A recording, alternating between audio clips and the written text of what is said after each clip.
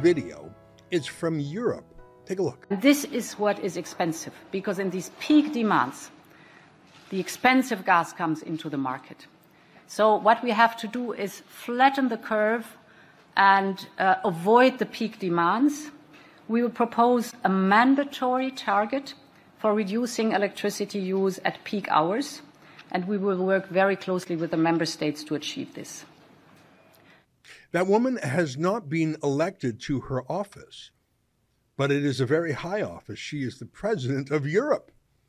Ursula von der Leyen is her name. Europe is not a country, of course, but it has a president of the European Union, like a smaller version of the world's United Nations. And she's more powerful in some ways than actual presidents elected by actual countries in the European Union. That's a big reason why the United Kingdom voted to leave the European Union a few years back.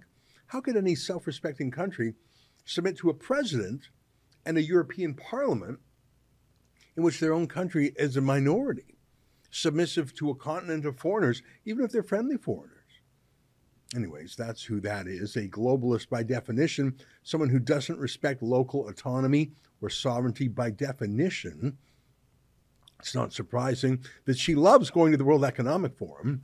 It would be odd if she didn't. They're her kind of people. She doesn't like door knocking or anything so pedestrian that we have in democratic elections in nation states. She likes to hobnob with the oligarchs. Anyway, you heard the woman.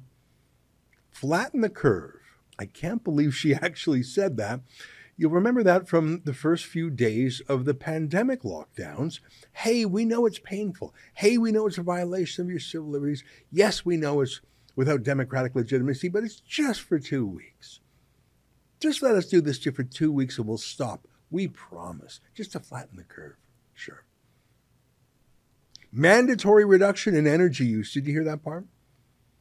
What do we need energy for? Especially natural gas. I mean, that's really what she's talking about. Well, it's used to heat a great many homes. Just that.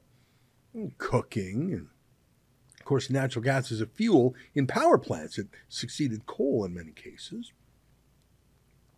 And although much of Europe has its own natural gas, often trapped in shale rock that has to be fracked, well, environmentalists have been able to scare off progressives and liberals, to scare them out of fracking their own gas into banning fracking, to ban their own energy, but to import fracked gas from Russia.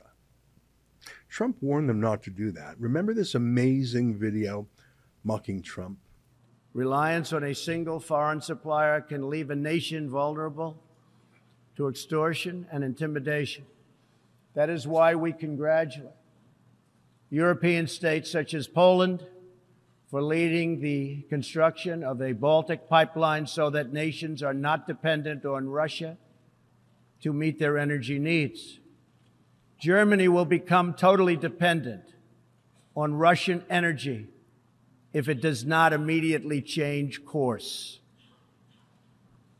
Here in the Western Hemisphere, we are committed to maintaining our independence from the encroachment of expansionist foreign powers.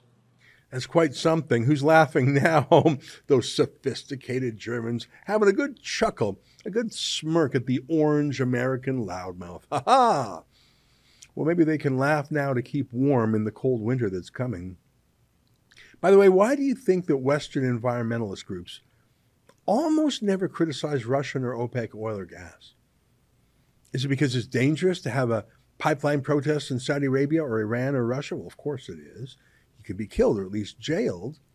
Only once have I ever seen Greenpeace protest in Russia. Russia, the largest oil producer in the world, tied with America and Saudi Arabia in terms of daily production. And indeed, they were arrested and jailed in an awful jail and held for a long time. Not like Stephen Guilbeault, the Trudeau cabinet minister, the Greenpeace activist who hates Canadian energy, pulled a stunt at the CN Tower and got not a day's jail from a liberal judge. Yeah, Vladimir Putin hits a bit different. Greenpeace has never done another protest there again. But of course, most advocacy is not done in real life, it's done online. I can understand why Greenpeace doesn't actually protest in OPEC or Russia or China for that matter. They could get killed or arrested like they were in Russia. But please tell me why Greenpeace won't even have a website about OPEC or Russian oil, or a press release, or have some events in London or New York or their head office in Amsterdam. Well, I have a theory, and here it is, being spoken by Anders Fogh Rasmussen, the former head of NATO. Russia, as part of their sophisticated information and disinformation operations, engage actively with so-called non-governmental organizations, environmental organizations working against shale gas, obviously, to maintain European dependence on imported Russian gas. That's my interpretation. So that's your former head of NATO saying Russia pays environmentalists to oppose fracking, but only in the West. I'm sure they cover their tracks a bit. I'm sure they don't just issue a check that's signed by Vladimir Putin to Greenpeace. Money probably goes from Gazprom to some bank, to some front group in the West, and then from them to Greenpeace. Probably some of that Gazprom money and OPEC money is working here in Canada too to attack our energy sector. Whether or not Trudeau is in on it or just a useful idiot, as the communists say, is not known. It's not really important, is it? He opposes them just like Putin would. But these activists shut down coal, and they shut down natural gas, they shut down fracking. Many are against nuclear power too. And so the continent became hostage to the Russians and their gas pipelines, including one that's called Nord Stream. You might remember that because that's the pipeline that Trudeau literally amended Canada's sanctions on Russia to permit. They sent their pipeline turbines to Canada for maintenance, and Trudeau said, sure, happy to help. There is nothing he wouldn't do to help conflict oil, and nothing he wouldn't do to help ethical oil from Canada. Well, Germany's getting really weird about this, don't you think? What you just saw was an excerpt from my nightly show, the Ezra Levant Show. Every weekday, I do a monologue. Usually it's about half an hour. Then I interview an interesting guest, and then we read my hate mail or my fan mail, whichever is more fun. It's only available behind a paywall, though. That's how we pay our bills here at Rebel News. We don't take a dime from Justin Trudeau. But the good news is it's only $8 a month, about half the price of Netflix. And in addition to my nightly show, you also get weekly shows from 4 other friends here at Rebel News. So you're getting 36 shows a month just for $8. I think it's worth it. And even if you're not quite sure, do it anyways, because we rely on viewers like you to keep us free and independent. I promise you I'll never take a dime from Trudeau. Just go to rebelnewsplus.com and click subscribe. Thanks.